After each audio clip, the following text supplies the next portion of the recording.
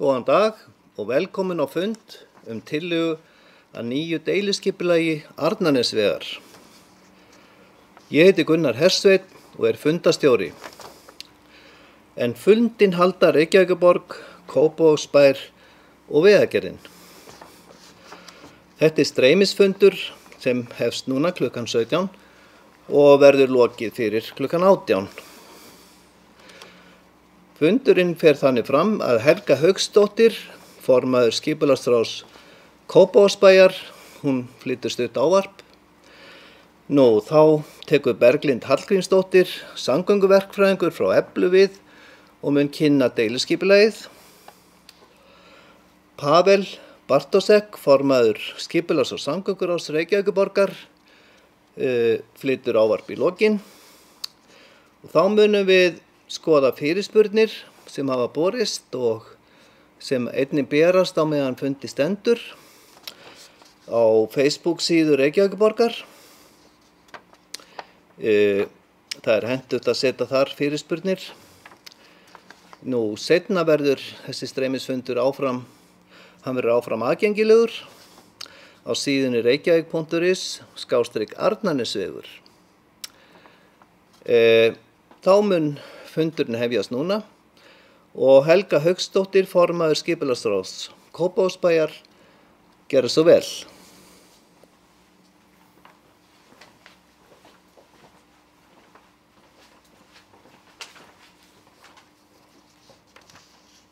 Já, takk Gunnar. Já, eins og Gunnar kom inn á að þá standa Kópavogur og Reykjavík saman fyrir þessu skipulagi, enda nær það yfir sveitarfélagamörk. Arnarnesvegur ein af stofnvegaframkvæmdum samgöngusáttmála höfuðborgarsvæðisins. En hann hefur verið í aðalskipulagi töluvert langan tíma. Fyrsti hluti vegarins var lagður árið 2003, annar hluti 2016 og nú loksins komin að þriðja og loka hlutanum sem tengir Breiðholt og Efribyggðir Kópavogs. Það eðlilegt að það séu skipta skoðanir útfærslu á svona stórri framkvæmd. Sú tillaga sem kynnt hér í dag, hún byggir á ítarlegri greiningarvinnu, þar sem reynt var að koma til móts við mismunandi sjónarmið. Tillagan felur ekki bara í sér stofnveg, heldur einnig stofnstíg sem nýtist gangandi og hjólandi. Við vitum að viðbragðstími neyðaraðila í efri byggðum Reykjavíkur og Kópavogs hefur verið óviðunandi. Og þessi framkvæmd mun ráða bót á því. Í dag myndast langar raðir með tilheyrandi töfum á álagstímum í efri byggðum Kópavogs, enda allur aksturinn þar í gegnum íbúabyggð, Kóra, Þing og Hvörf. Með Arnarnesveginn fullkláraðan kemur loksins sá stofnvegur sem gert hefur verið ráð fyrir, með stórbættu umferðarflæði og umferðaröryggi. Takk.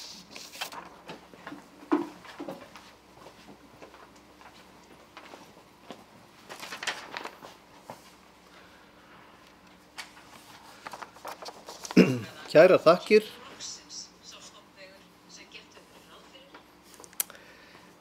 Helga Hauksdóttir.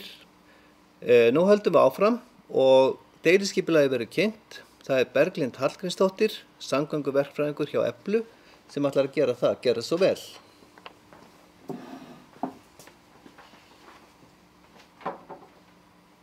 Takk Gunnar. Já, ég ætla að kynna deiliskipulag Arnarnesvegar og þá þriðja áfanga vegarins. Eins og Helga kom inn á að þá Arnarnesvegur hefur verið byggður upp í 3 áföngum og var byrjað á fyrsta áfanga þannig kringu 2003 þegar Skipulagsstofnun féllst með úrskurð á framkvæmd Arnarnesvegar milli Reykjanesbrautar og Breiðholtsbrautar og taldi Skipulagsstofnun að framkvæmdin hefði í heild sinni ekki för með þessu umtalsverð umhverfisáhrif. Síðan þá hefur vegurinn verið byggður upp í áföngum og var áfangi 2 byggður hérna frá Reykjanesbraut að Fífuhvammsvegi árið 2016 eða opnað fyrir umferð árið 2016 og svo núna erum við þá að byrja á þessum þriðja áfanga sem einmitt hluti af samgöngusáttmála sveitarfélaga á höfuðborgarsvæðinu. Deiliskipulagi samstarf á milli Reykjavíkurborgar og Kópavogsbæjar eins og Helga kom inn á og tilgangur með framkvæmdinni að tengja jaðarsvæði Reykjavíkur, Kópavogs og Garðabæjar við megin umferðaræðar stofnvegakerfisins og bæta þjónustustig þess einnig, bæta úr hljóðvist á Breiðholtsbrautinni, en svo má einnig nefna að núverandi aðstæður við Vatnsendahvarf þar sem og Breiðholtsbrautar við þau gatnamót að meðal annars var nefnt í umferðaröryggisáætlun Reykjavíkur að þörf væri þar á umferðaröryggisaðgerðum og einnig eru afköst á veginum í dag óviðunandi, ef svo má segja. Að þessu auki hefur stjórn slökkvilis höfuðborgarsvæðisins beitt miklum þrýstingi ekki miklum þrýstingi, en þeir hafa komið ábendingar til samgöngumálaráðuneytisins og áskorun þess efnis að framkvæmdir á þessum hluta vegarins verði hafnað sem fyrst til þess að bæta öryggi íbúa í efri byggðum. Við gerð þessa deiliskipulags hefur verið víðtækt samráð og þá meðal annars við Vegagerðina, Skipulagsstofnun, Umhverfisstofnun, Náttúrufræðistofnun, Minjastofnun, íbúar og Breiðholts, heilbrigðiseftirlitið, Veðurstofu, Veitur og svo fleira. Skipulagssvæðið sjálft nær í kringum Arnarnesveginn og þá veghelgunarsvæði vegarins sem þá 30 metra út frá miðlínu vegarins. Hins vegar ná mörk deiliskipulagsins utar til þess að ná utan þá stoppstiga sem ráðgerir eru beggja vegna vegarins. En stærsti hluti þessa deiliskipulags liggur innan Kópavogsbæjar og liggur í landi sem ódeiliskipulagt að mestu í dag og veglínan veglína Arnarnesvegar að mestum hluta í vesturhlíð Vatnsendahvarfs. Arnarnesvegur og deiliskipulag hans í samræmi við aðra stefnur og þá eins og til dæmis landsskipulagsstefnu þar sem að hvatt til vistvænni ferðamáta, svæðisskipulag höfuðborgarsvæðisins og sýn Vegagerðarinnar og þá sérstaklega með tilliti til þess sýn Vegagerðarinnar bætt umferðaröryggi á stofnvegakerfi. Einnig með framkvæmdinni verið að bregðast við spá aukin umferðarþunga á Breiðholtsbrautinni. Framkvæmdin, deiliskipulagið hefur kallað á breytingar á aðalskipulagi Reykjavíkur og einnig á breytingar á deiliskipulagi Elliðaárdals. Hins vegar það í samræmi við aðalskipulag Kópavogs sem að gildi frá árinu 2019 til 2040. Forsendur fyrir útfærslu vegarins og gerð hans umferðarspá frá VAFFIS verkfræðistofu frá árinu 2020 þar sem notast var við samgöngulíkan þar sem settar eru inn deiliskipulags og aðalskipulags áætlanir og umferðarþungi reiknast út frá því hver skipulagsáform eru hjá sveitarfélögunum. Út frá þeirri greiningu má sjá að gert ráð fyrir umtalsverðu aukningu á umferð á Breiðholtsbrautinni en einnig innan Kópavogs. Og þá má einnig nefna að gerð og útfærsla vega móti Breiðholtsbrautar og Arnarnesvegar skiptir þar litlu máli hver umferðarþunginn verður. Skipulagið gerir ráð fyrir að Arnarnesvegur verði 2 akreinar í hvora akstursstefnu frá mörkum Breiðholtsbrautar að Rjúpnaþingi, eða Rjúpnavegi, afsakið.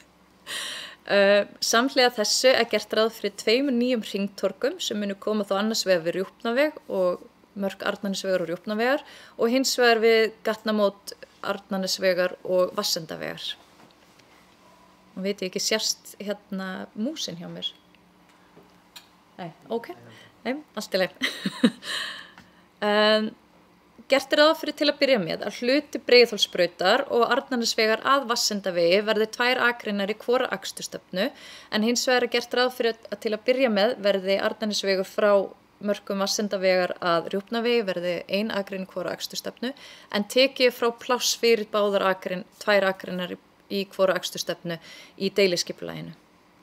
Þessi framkvæmd í samræmi við mat á umhverfisáhrifum Skipulagsstofnunar frá árinu 2003.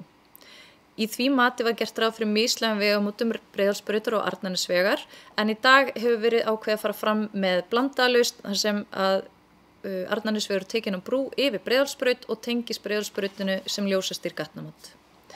Samhliða þessu munu gatnamót Vatnsendahvarfs og Breiðholtsbrautar leggjast af en þar verður einungis leyfðar hægri beygjur inn og hægri beygjur út.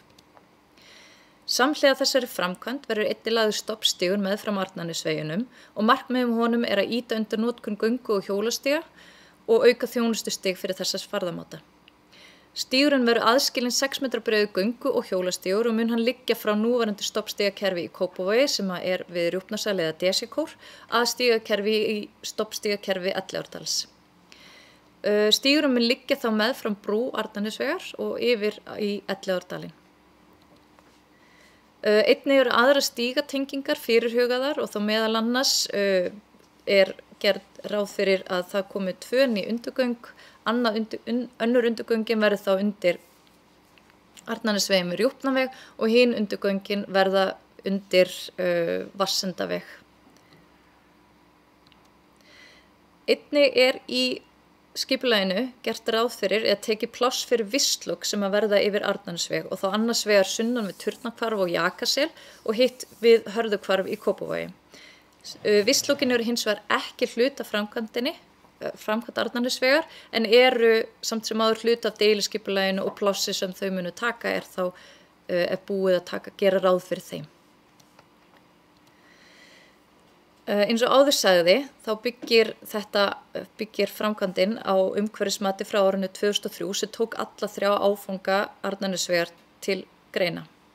Og það ályktun frá Skipulagsstofnun frá árinu 2021 að þar sem að framkvæmdir þar á Arnarnesvegi hófust árið 2004 er ekki þörf á nýju umhverfismati. Hins vegar hefur verið farið í að greina hljóðvist aftur á svæði á deiliskipulagssvæðinu og samhliða, við vitum það að samhliða auknum umferðarþunga megu gera ráð fyrir að hávaði muni aukast og sem mótvægisaðgerðir núverandi hljóðmenn hækkuð við Breiðholtsbrautina og mun þá verða þar með bæting á núverandi hljóðvist eða hljóðstigi í Elliðaárdal.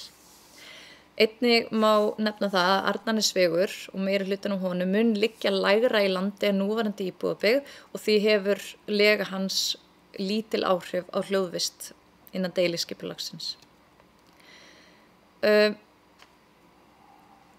Þetta mun auðvitað hafa einhver áhrif bæði á útivist og sjónræn áhrif og við erum bæði með framkvæmdina að hafa áhrif á raskað og óraskað land.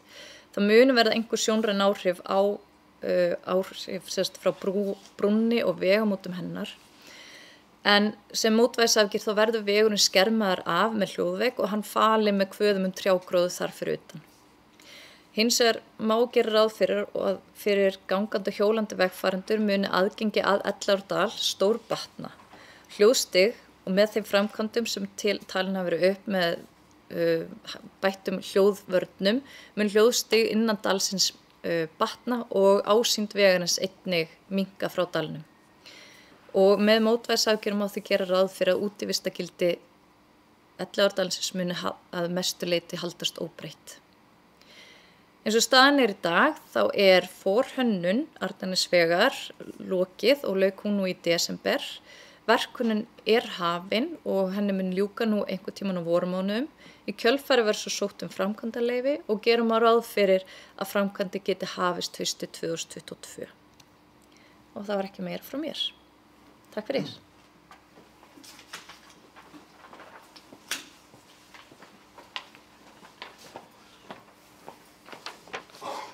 Kæra þakkir, Berglind. Næstur Pavel Bartosek, formaður skipulags- og samgönguráðs Reykjavíkurborgar, sem verður með stutt ávarp. Gerðu svo vel.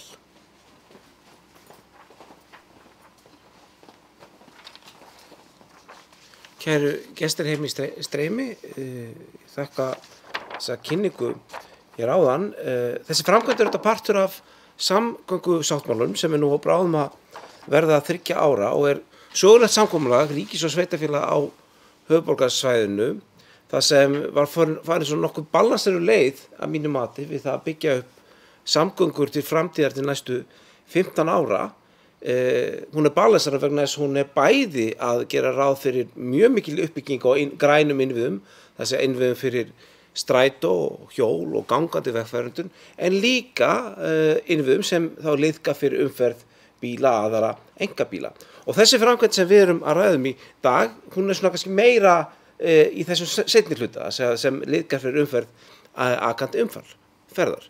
En þó ekki einungis, að því að eins og kannski sást áðan á þessari ágættu kynningu, þá erum við líka með hjólastíga og talsverðar uppbyggingum að þeim meðfram. Ég held að þetta svona dæmum hvernig við höfum aðeins þroskast með tíma við að hanna svona framkvæmdir, að því að við lítum á Breiðholtsbrautina sem hana fyrir neðan þá og var gerð fyrir einhverjum áratum síðan, þá var ekki gert ráð fyrir sambærilega uppbyggingu á hjólastígum þar meðfram, en núna þegar við ráðumst í þessa framkvæmd, þá gerum við sannarlega ráð fyrir því. Þannig dæmi hvernig þetta hefur þróast og ég held að mun halda áfram að þróast vegna þess að við erum alltaf að byggja upp þetta samgöngur í borgum og þá getum við ekki bara litið á einn samgöngumáta, þá þurfum að líta á einhverja fleiri líka.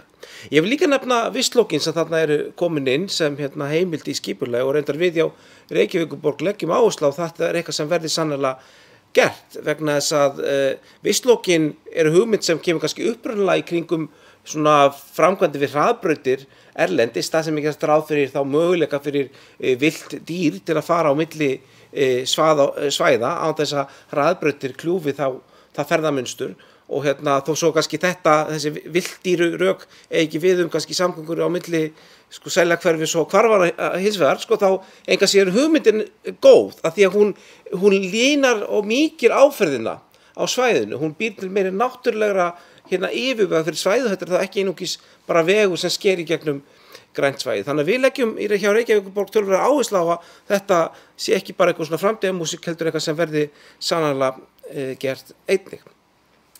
Auðvitað eins og hefur komið fram, þá í svona framkvæmt á henni ýmsar skoðanir og maður hefur getað lesið allt frá þeim skoðunum að þetta ætti alls ekkert að gerast, þetta væri bara eitthvað sem við ættum ekki að framkoma og yfir í þær skoðanir að það hefði átt að ganga miklu lengra í því að rauninni fjölga slaufum og gera gatnamótin kannski í frjálsuflæði að fullu og engin ljósastýrð sem myndi það taka meira pláss.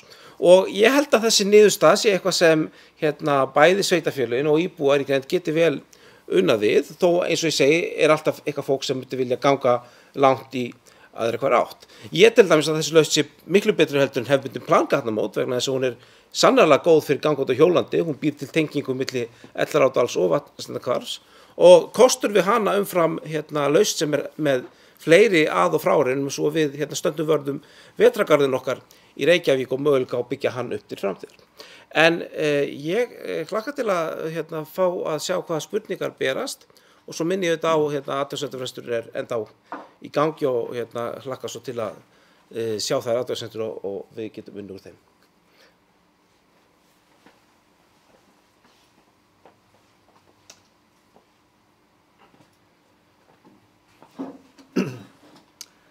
Kæra þakkir. Pavel, nú ætla ég að biðja þig nokkur koma hér og til að athuga með spurningar sem að berast og hafa borist. Ég verið að taka niður nokkrar. Það töluvert spurt umhverfismati og hvers vegna var ekki gert nýtt umhverfismat og það sé frá 2003. Berglind, þú minntist á umhverfismatið áðan. Viltu kannski taka mikrofóninn? Já, látið hann ganga á milli. Og hvað geturðu sagt okkur, af hverju var ekki gert nýtt umhverfismat? Það var bara álit Skipulagsstofnunar að það væri ekki þörf á því þar sem að framkvæmdir höfðu hafist á Arnarnesveginum árið 2003 og því væri ekki þörf á að breyta því umhverfismati sem fyrir liggur. Já. Einhver sem vil bæta við? Ég kannski fæ þess Pavel? Ég kannski fæ þess að bæta við vegna þess að þetta þetta bara mjög þetta alveg eðlileg spurning. Við hjá Reykjavíkurborg höfum ekki látið okkur eftir liggja þegar kemur á umhverfismötum. Ég tek til dæmis umhverfismat nýju landfyllingu í Skerjafirði sem lögum samkvæmt þurfti ekki að vera fram en við ákveðum enga síðan ráðast í. Þannig að þetta hefði að geta verið ákvörðun af einhvern veginn allir aðrar hefðu haft þann metnað innan að láta umhverfismat fram að slíkt myndi gerast. En hins vegar þá rétt að umhverfismat liggur fyrir. það liggur líka fyrir álit að það þurfi ekki nýtt umhverfismat að fara fram og í því ljósi þá myndi ég telja að það myndi þá fyrst og fremst hafa þau áhrif að tefja framkvæmdunum nokkur ár sem ég tel ekki forsvaranlegt með við það að þetta framkvæmd sem mjög ofarlega á baugi í samgöngusáttmálanum. Já. Erna heiti ég hjá Vegagerðinni, kannski rétt að taka fram líka, það var send inn matsfyrirspurn sem var send inn til umsagnaraðala vegna þeirra breytinga sem urðu á framkvæmdinni frá því að hún var lögð í mat 2003. Takk fyrir það. Það hérna, ég sé nokkra spurningar svona vistlokið og hvort að það hefði ekki verið heppilegra að leggja þetta veginn í göng, hvort að það hefði komið til greina í stað vistloka. Er einhver sem með svar á hraðbergi við því? Við verðum líka að gæta að hagkvæmni. Það er nú svona eitt af markmiðum Vegagerðarinnar að við séum hagsýn og gætum að umhverfinu og í leiðinni og við teljum að við höfum gert það þarna en það er nú svo sem það er dýrari framkvæmd. Það er mun dýrari framkvæmd og hefur svo sem ekki bara komið til tals í þessu samhengi að því að ég best veit. Já. Pavel, þú myndist á ljósastýr gatnamót, Arnarnesvegar og Breiðholtsbrautar. Það er svona aðeins verið að fólk að spá í það. Hvernig þau kom út. Já, sko, nú kannski betri sérfræðingar umfram flæðismálum heldur en ég, en ef ég kannski samt engasjur reyna að svara þessu, þá þetta þannig að það voru nokkur kostir skoðaðir og það þetta alveg rétt að með tilliti til sko, umferðarflæðis eins og sér, þá var lausn sem fól í sér frárein yfir það svæði sem við höfum hugsað sem aðlagt svæði fyrir vetrargarð, hún skoraði held ég aðeins harði á. En við verðum að taka tillit til fleiri sjónarmiða heldur en þeirra einna og að mínum mati kemur þessi til að betur út þegar kemur að tengingu fyrir gangandi og hjólandi til dæmis og sem þetta skiptir líka miklu máli, hún ver rauninni hugmyndin okkar vetrargarðinn sem hinn hugmyndin hefði ekki gert með sama hætti.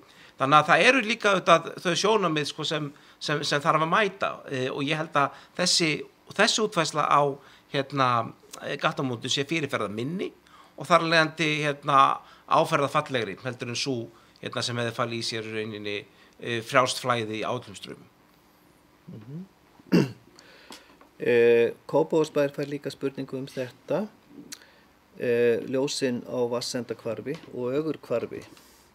Að það sé gríðarleg stífla á álagstímum, veitlega mikilvæg umferðar. Það mun minnka álag á þessum gatnamótum þegar umferð færist á Arnarnesveg. En þá ekki komin tíma á betri ljósastýringu eða öllu heldur hringtorg á þessi gatnamót? Jú, þetta er mjög góð punktur. Við erum algjörlega meðvituð stöðuna þarna og þetta er eitthvað bara sem er mjög vert að skoða. Já.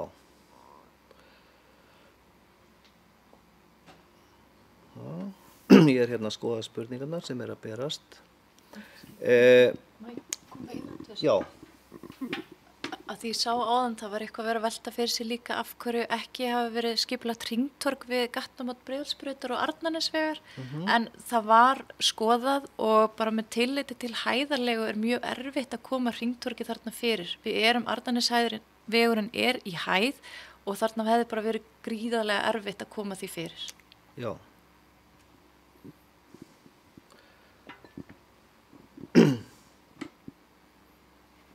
Og var ein. Það var, ég sá spurningu á það var að velta fyrir sér hvar þið byrjað, á hvaða svæði, eða hvernig þetta framkvæmda, já, hvar byrjað? Ég get nú svaraði þannig bara að vegurinn verður ein framkvæmd og mér vitanlega ekki ákveðið fyrirfram hvar verktakinn á að hefja störf, oftast nær fær hann svona að leggja fram sína framkvæmda áætlun ef hann telur eitt henta betur en annað en það gerist alltaf í samráði við Vegagerðina. Já, Það líka spurt hérna hvað með framhaldið breikkun brúarinnar yfir Elliðaár og að Suðurlandsvegi. Hvernig eru plön vegagerðarinnar og Reykjavíkur með þann kafla? Já, við höfum verið að skoða þann kafla mjög svona gróflega, það ekki komið í frumdrög og Reykjavíkborg hefur verið að skoða stígakerfi þar með okkur og það eru svona ákveðnar hugmyndir þar og okkur langar bara til að fara að taka næstu skref þar með Reykjavíkborg. Já, takk. Svo spurt vetrargarðinn. Voru áhrif á vetrargarðinn skoðuð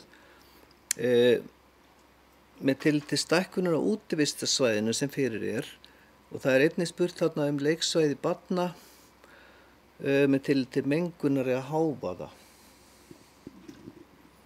Eins og Pavel sagði, það voru ótal margar hugmyndir sem komu til skoðunar og þetta var svo lausn sem að skerðir hvað minnst útivistarsvæðið sem að skíðasvæðið, eða hvað kallar vetrargarði. Já,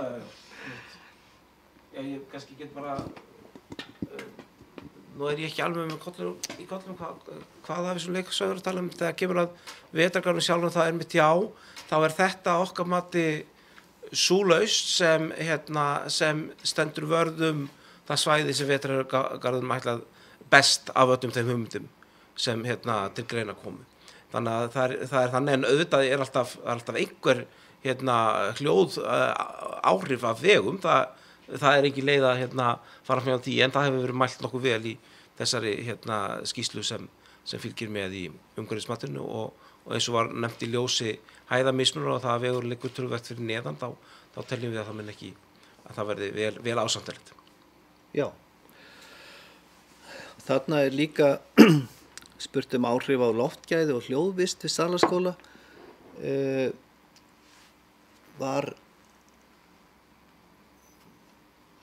Eru þið búin að svara því kannski? Eða voru þið með einhver fleiri svör en það? Salaskóli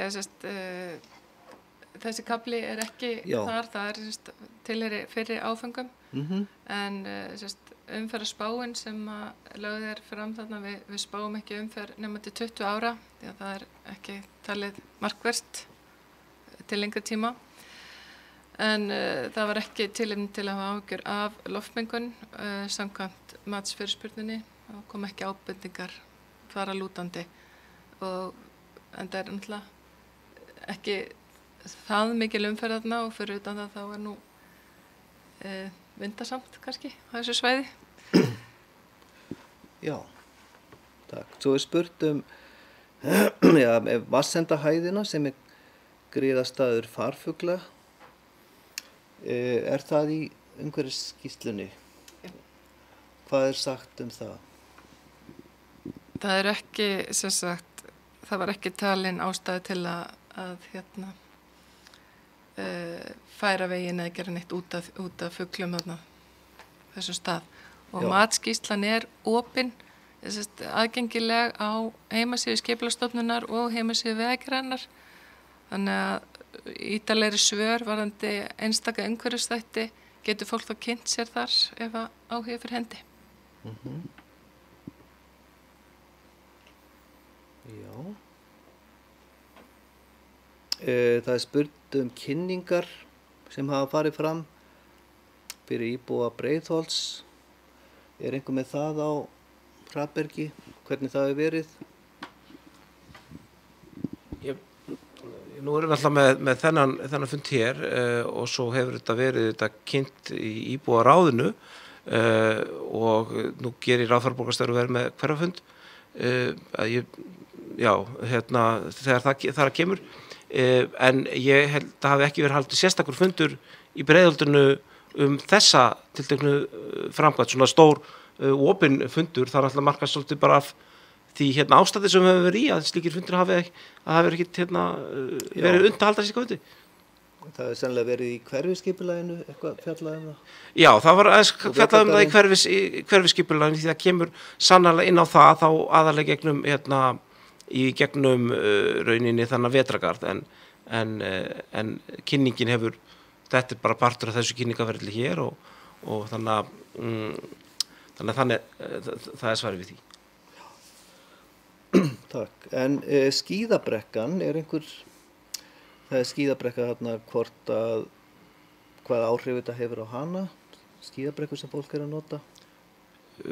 Þessi framkvæmt, hún hefur ekki áhrif á hana, hún sneiðir einmitt fram hjá henni og reyndar hefðu flestar þar gert það en þessi útvæsla gefur meiri möguleika á að stækka síðan skíðasvæði þannig að það verði þá stækkunum möguleikar og uppbygging og svo vetrargarði sem við höfum talað um. Svo er spurt hví eru ekki mislæg gatnamót við 3. áfanga Arnarnesvegar og Breiðholtsbrautar að nýta hæðamismun við þannig gatnamót? Hvert þessu beint? Mislæg gatnamót. Það stendur ekki hver ætti að fá þessi spurningu. Já, við nýtum hæðarmunin þarna með því að taka alla umferð á brú yfir Breiðholtsbraut en eins og hefur komið fram hérna áður að þá er þetta lausn sem var svona samkomulagi en það voru margar aðrar lausnir sem komu til greina en þetta var lausn sem þótti líklegust til að sætta ólík sjónarmið. Já. Hérna er spurt mótvægisaðgerðir vegna áhrif á útivistargildissvæðisins.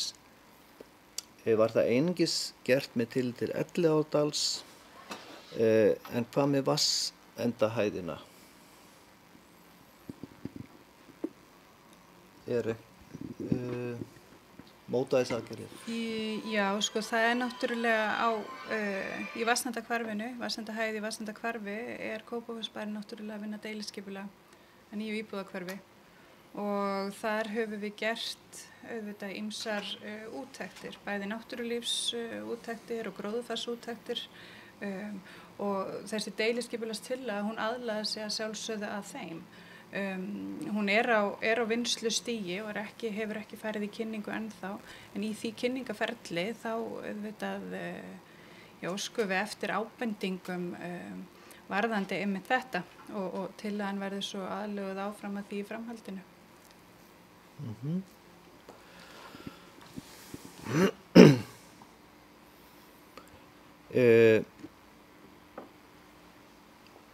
Eru fleiri spurningar sem þið hafið séð eða koma inn? Við munum reyna að lista þeim upp og koma þeim á vefsíðuna líka, kannski náum ekki að svara öllum.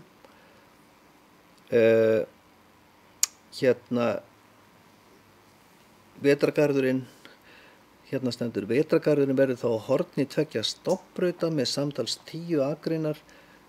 Er engin áhugi á ráðamönnum að skoða áhrif mengunar frá veginum á lungu barnanna?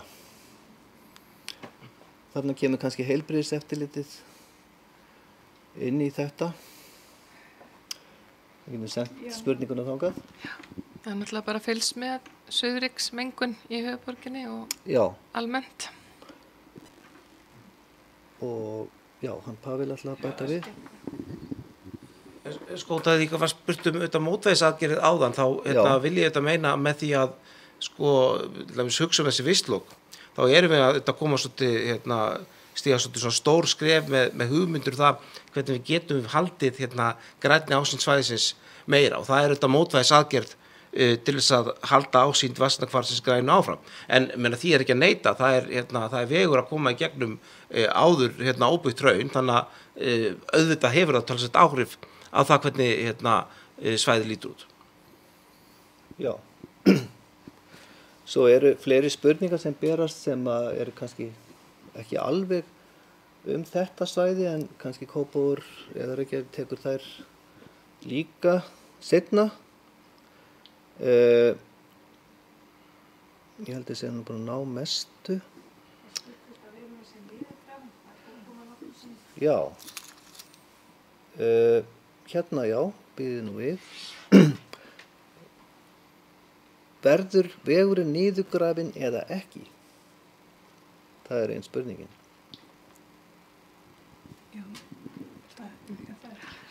Stór hluti vegarins verður niðurgrafinn. Já. Og spurning til Pavels, hverja þurfti að sætta sem ekki vildu misla gatnamót Arnarnesvegar og Breiðholtsbrautar? Hverja þurfti að sætta?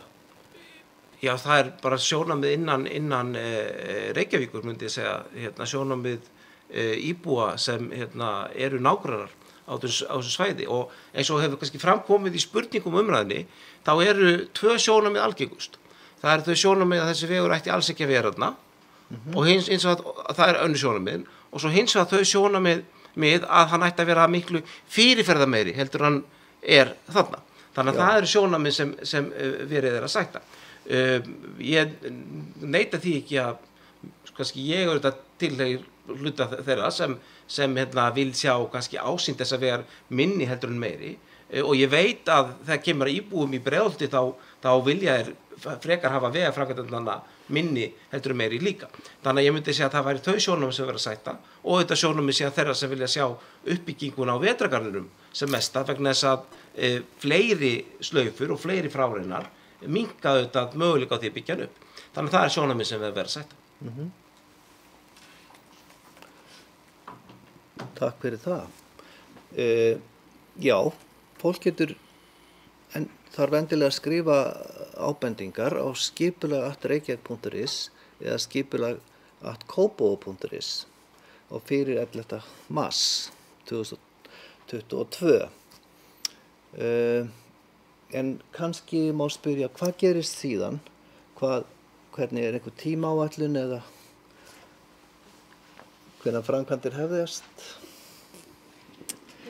Já, hvenær framkvæmdir hefjast, það væri frekar Vegagerðin, en varðandi tímaáætlunina þá rennur athugasemdafresturinn út, og í framhaldinu þá unnið úr athugasemdunum og það eru auðvitað metnar og deiliskipulagstillagan þróuð áfram. Það erfitt að segja tímaramman á því fyrir en við vitum hvaða athugasemdir hafa komið. En ég myndi segja að þessi áætlun að hefja framkvæmdir haustið 2022, hún ætti alveg að geta staðist. Já.